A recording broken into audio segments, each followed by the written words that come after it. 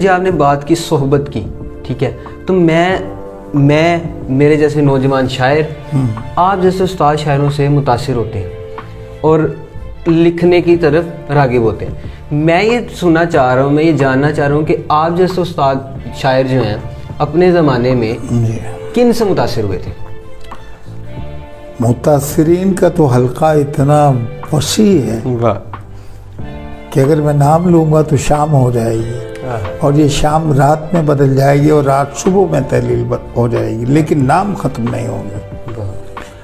میں نے جوش صاحب کا زمانہ دیکھا، میں نے فیض صاحب کا زمانہ دیکھا، میں نے قتیل صاحب کا زمانہ دیکھا، میں نے منیر نیازی صاحب کا زمانہ دیکھا، جون بھائی کا زمانہ دیکھا، فراز صاحب کا زمانہ دیکھا، الحمدللہ افتخار عارف کا، افتخار عارف بھائی کا زمانہ دیکھ رہا ہوں، ان تمام محبوب لوگوں کا زمانہ بھی دیکھ رہا ہوں جو حیات ہیں، میرے ہمعصر ہیں، میرے دوست ہیں، اور جن میں سے بعض جا چکے ہیں ان کا غم ہے، جو حیات ہیں ان کے لیے دعائیں ہیں۔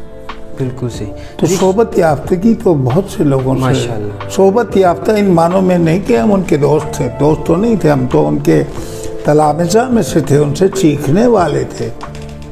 ہم نے تو اس سے سیکھا کہ اٹھتے کیسے ہیں، بیٹھتے کیسے ہیں، کھاتے کیسے ہیں، پیتے کیسے ہیں، بولتے کیسے ہیں، زندگی کے مختلف زاویے کیسے، ان کا برتاؤ کیا ہوتا ہے، ان کا رویہ کیا ہوتا ہے۔ اگر کوئی غصے کی بات سنے تو ان کے تیور سے ہم نے بھانپا کہ غصہ یوں برداشت کیا جاتا ہے۔ اگر کوئی بہت ہی ہنسا دینے والی بات پہ ان کو دیکھا ہم نے کہ بہت ہنسانے والی بات پر بھری محفل میں کھل کے قہقہا نہیں لگانا چاہیے، دھیمے انداز میں مسکرا دینا چاہیے، ہم نے ان سے سیکھا۔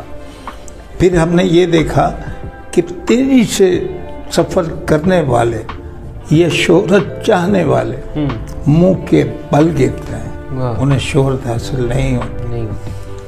جس دل میں یہ طمع پیدا ہو جائے کہ مجھے اس کام کے لیے، اس کام کے عوض شہرت ملے گی، وہ شہرت تو نہیں ملتی۔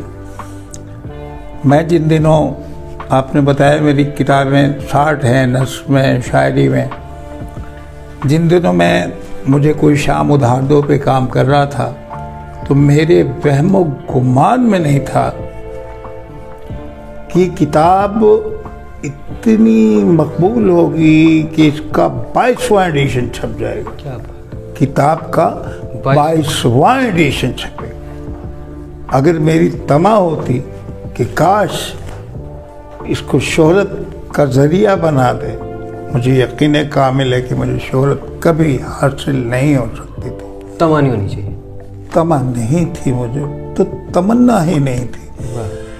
اب تو ویسے بھی عمر کہتی ہے کہ شہرت نہیں چاہیے، آبرو چاہیے۔ مجھ کو شہرت نہیں، آبرو چاہیے، اور ایسی زندگی چاہیے جس میں آبرو ہو۔